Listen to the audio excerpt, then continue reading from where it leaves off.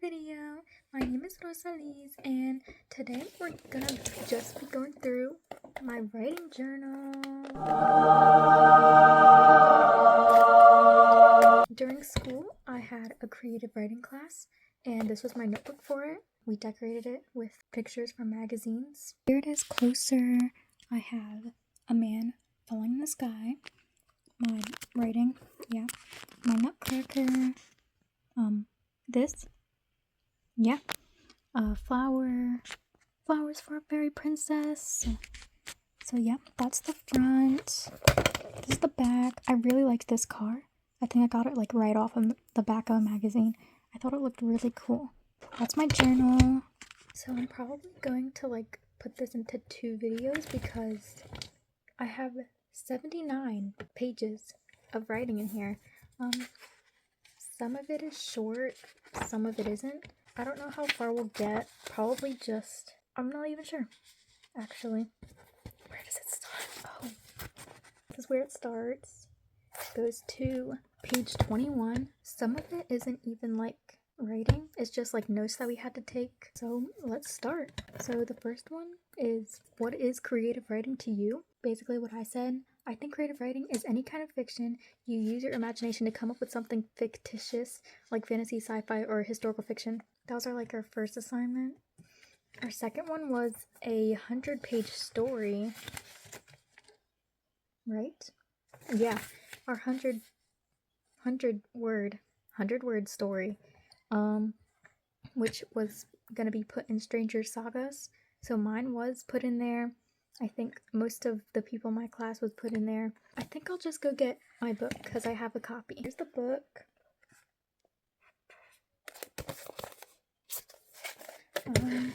Might take me a moment to find mine. So I titled it The Gargoyle because it's about a gargoyle. I'm not crazy. I know what I see every night. The gargoyle at the top of my building moves. No one believes me because it returns to its spot, watching me, mocking me. I'm now with the gargoyle on the roof. It's night, so it will move. I set up a camera to catch it moving. I stand next to the statue. Move, I tell it. Do it. I know you can. It blinks. I grin. I knew it. I finally caught. Before I could finish, it swipes its claws across my abdomen and pushes me off the roof. I said move a lot in that. It could be better, but that was my first one for the school year. The next one was a personal poem. I'm not good at poems. I actually hate poetry, so it's not that good, but I don't know. It's not supposed to rhyme either because I don't know what kind we were doing, but it was basically because we read a poem that was like a personal poem, but none of like the words rhymed, but it was supposed to be that way. I'm not sure. Anyway, I am from the innocence of a child who can't know. I am from warmth and love. I am from the worries of my family, one side from another country, the other from this one. I come from the tears of art class, an emotional and sensitive mother. I am not from numbers, I am from words. I am from the quiet, but sometimes from the chatterbox. I am from music, all but the blues, because I am not blue. You will not catch me writing poetry for fun. I don't like poetry at all. The sensory writing thing. Oh, I hated this. I'm really bad with sensory things. I'm really bad at describing. So yeah. All of the stories I've written have very bad descriptions because I can't describe things. I'm like so bad at it.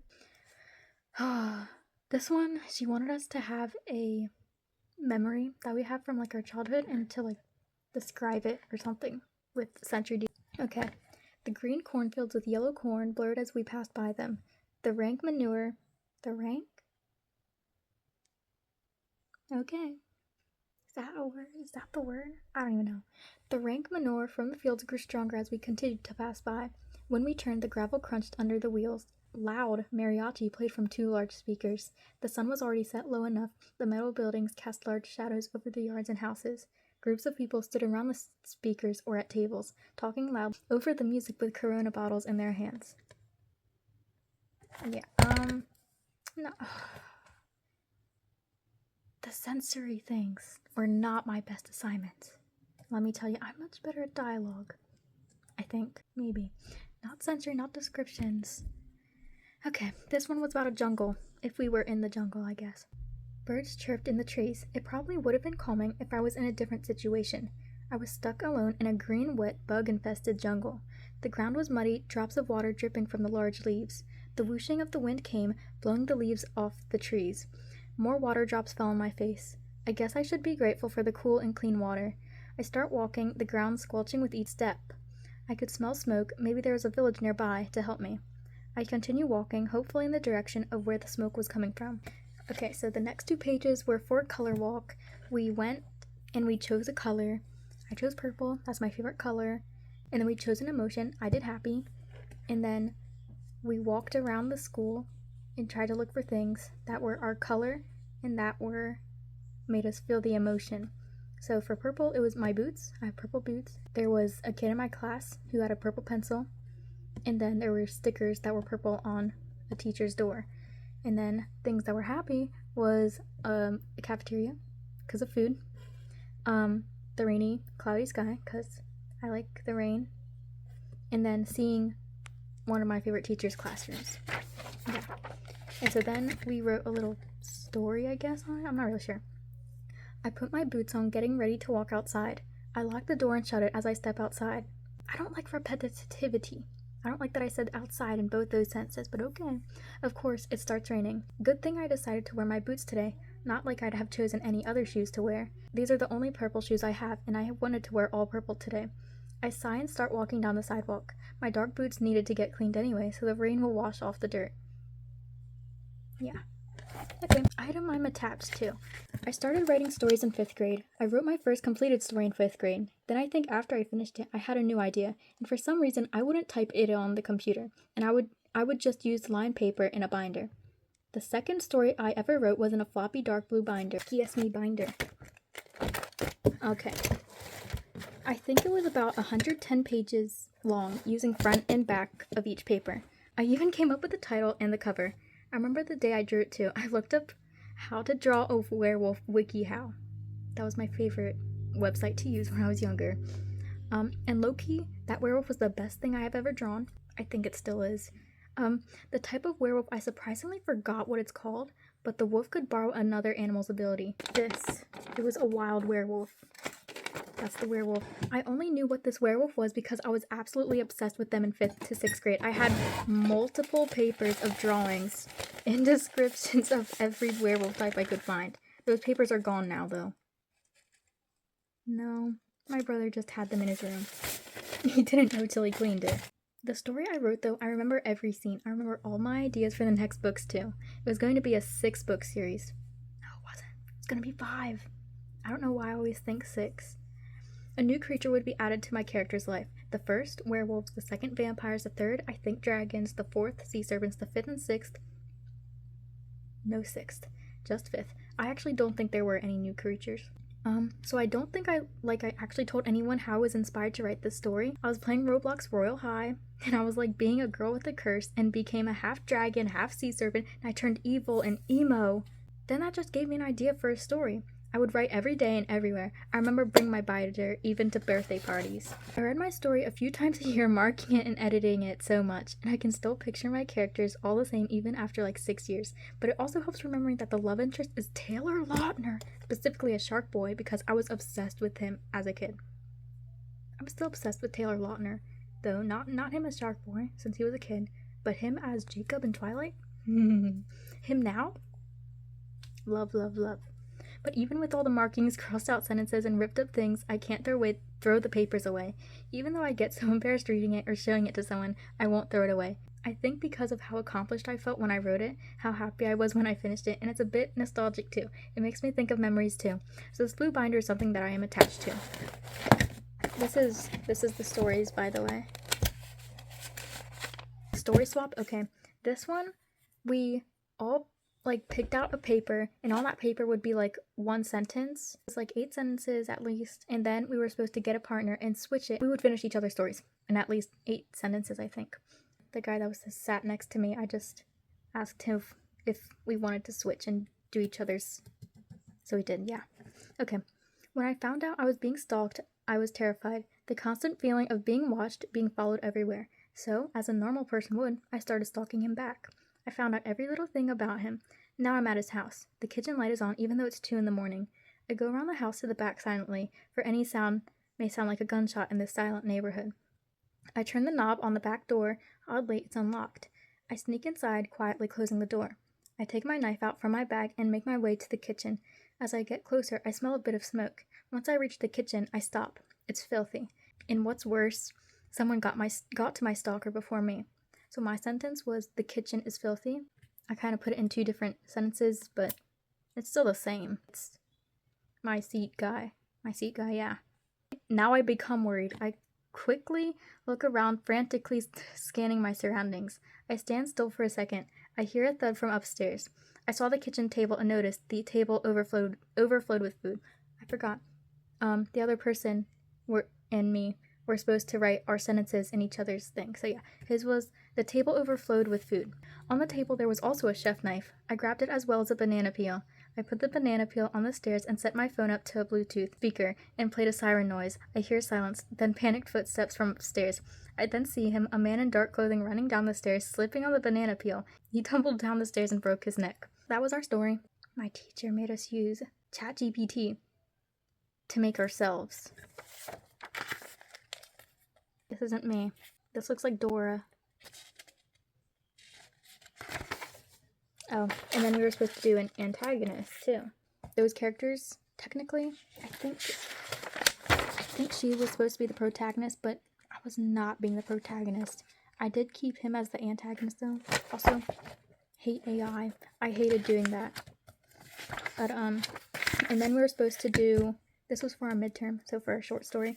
Then we were supposed to come up with an idea. I think I went on Pinterest. I think I might still have the board or the section of my board for it. I don't know. I'll put it somewhere, I guess. So basically it was, I don't even know. The main character, she was a professional ballerina who was the lead in Swan Lake. And the dog is evil. He's like a chupacabra. Oh yeah, I gave him a name. Kuro Zev. Yeah, because Kuro is black in Japanese and Zev is wolf in Hebrew. I don't think I pronounced that though. Right. And then I also had to come up with the setting. Oh, and this, you would have free writes. And I would usually do my free writes just like, kind of like a diary entry kind of, just to tell my teacher how I'm going. Because I didn't talk. I'm a quiet kid. I had no friends in that class. That's kind of just how I talked to my teacher. Yeah. This one was a Christmas story. This one, she just had our prompts up on Schoology. And I think there were like 10 different ones and we could pick one and then use that as a prompt for our Christmas story. Mine was, every Christmas Eve, the town lights flicker. Like all the lights like turn off or something for a minute or something. But you don't know why? I don't know. But we find out why in my story. Every Christmas Eve, Bella's town's lights flicker exactly at midnight. She notices it every year, but no one else does. This year, Bella waits for the lights to flicker again. She stands at her window and looks outside. Bella, what are you staring at? Her mother asks. Bella looks away from the window. The rest of her family are staring at her. I'm looking at the Christmas lights. They're always prettier on Christmas Eve, Bella answers. She turns back to the window. The lights blink. Did you guys see that? The lights flickered again, Bella says. I can't talk. Okay. They flicker every year at midnight. She checks her phone to make sure it was. Are you guys listening to me? She turns around. Her family weren't moving. Mom? Dad? They didn't answer, didn't move, didn't even acknowledge her. She walks over to her brother, who was sitting on the couch. He was breathing, but that was it. He didn't look at her or blink. It was like he was frozen. What? Oh, what are you doing? A deep voice asks. Bella whirled around to see who it was. It was a large, tall man. He was in a large black cloak that covered his whole self, but she thought she saw a white beard peeking out. Who are you? Bella asks. You never saw me, the man said. Who are you? Bella repeats. You never saw me. The man swings around a large brown sack from behind him. Bella screams. She wakes up in her bed. What? She looks around disoriented. The clock on her nightstand says 6 a.m. It was just a dream, she thought. So looking ahead, that was basically just like, he gave us 4 questions to answer, like if we liked the class, if we have any improvements for it, what our least favorite assignment was, what our favorite assignment was, what writing we would want to do in the future, and if we had any questions, concerns, or whatever. My least favorite was any of our poetry assignments. I hate poems. My favorite assignment, I don't know, either the 100-word story or the midterm short story. This one, okay, castle. She told us to write a story with a castle, and then she gave us some words to pick out. We had to choose 5 words that she gave us on the whiteboard, and then we had to underline them too. Rosarina was running from a pack of wolves. She looked back at them before crashing into something metal. Her head pounded and her cheeks stung from the impact. She quickly got up and started pushing and pulling on the metal bars. Open up, please, she shouted as the wolves growled behind her. The bars finally gave way, and Rosarina realized it was a gate. She slipped by and slammed it shut before the wolves could pounce on her. She didn't know if the gate would stay shut with the wolves pushing against it, so she turned and started running again. She looked up where she was going and saw a large, dark castle. That's one of the words. Castle. A castle? Rosarina thought. I didn't think I was so close to the capital. The royals of her country lived in their kingdom in the capital of the country. It didn't look new either. From where she was, some of the walls looked like they were crumbling. Word 2. Rosarina slowed her pace as she got closer. Maybe I shouldn't go inside. I can wait out here until the wolves aren't at the castle. Thunder boomed. A few water drops fell on Rosarina before it started pouring. On second thought, I'll go outside. Inside. I always mess up. Whenever I read something out loud, I mess up like a gabillion times. English is my first language, so why can't I talk it? Rosarina walked up the stone steps. She pulled on the large door, but it didn't move. She pushed and it opened. She walked inside and shivered. She pulled the cloak closer to herself, but it didn't help since it was drenched. Hello, she called. Nobody answered. She continued walking. Hello, she tried again. No answer. It must be deserted, she thought. She found a candelabra and tried looking for something to light the candles. The occasional lightning lit up the room she wandered. She felt colder the longer she wandered. Eventually, after she traveled up a set of stairs, she found a bedroom. It was spacious, with a large bed, a vanity, a wardrobe, and 2 other doors. The closet door and the bathroom door. Lightning flashed, spilling light through the 3 windows for a second before it went dark again. I guess I can stay in here for the night, Rosarina thought.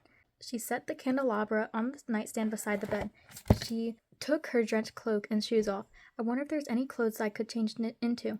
She opened the wardrobe. There were mostly dresses, but she found a long nightgown to wear. After she changed, she got into the bed. She pulled the blankets over her. I hope this place isn't haunted, she thought as she started to drift off.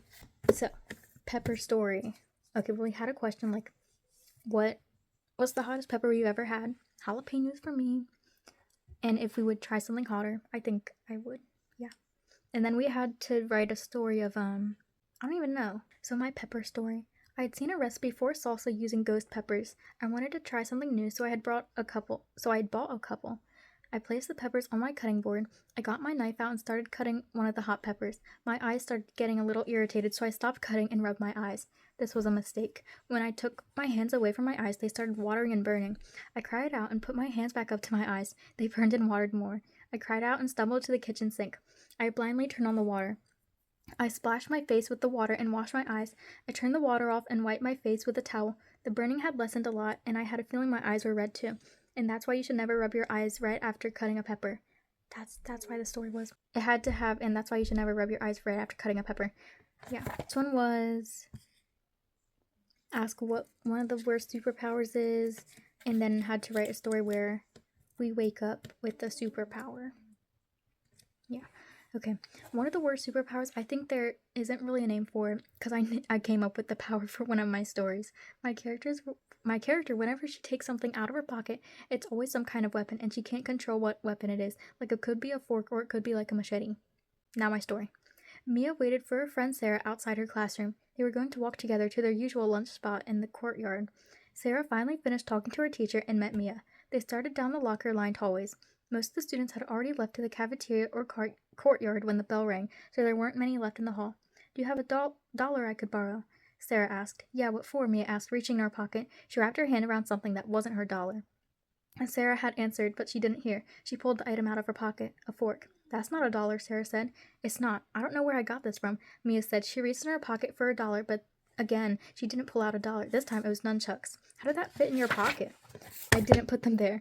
I don't have nunchucks. How did they get there then? Mia didn't have an answer. I don't know. What do I do with these? Put them in your bag for now, I guess. And forget about the dollar. I don't need it. Mia pulled Sarah aside. She took her bag off and put the items in her bag. Mia gasped. My power. Sarah, do you think this is my power? Having nunchucks and forks in your pocket? No, Mia dropped her voice to a whisper. These are weapons. Forks can be a weapon if you need them to be.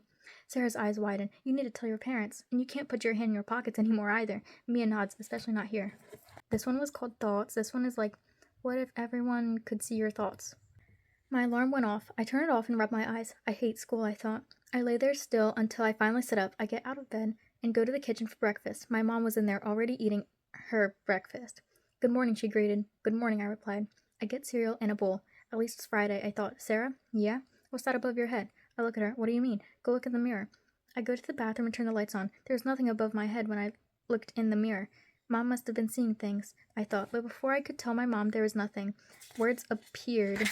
The same words I had just thought. No, no, no! That thought replaced the first. People can see my thoughts. It repeated above my head. I kind of had those two stories connecting because Sarah was in Mia's story. Friday the 13th. This one, we had 3 options. This one could be Friday the 13th and like superstitions start happening. And the other 2 were something else. I don't even know.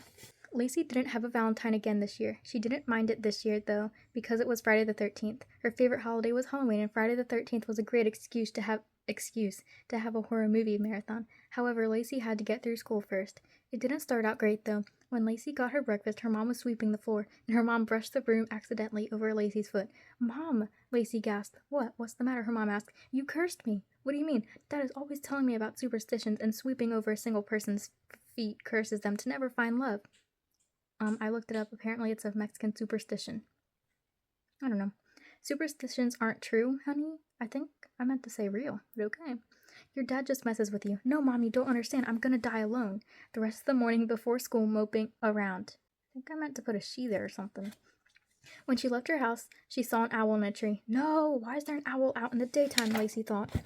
Owls were similar to black cats. Lacey believed both animals brought bad luck. Lacey, she looked at her neighbor's house. Her friend Xander was waving at her.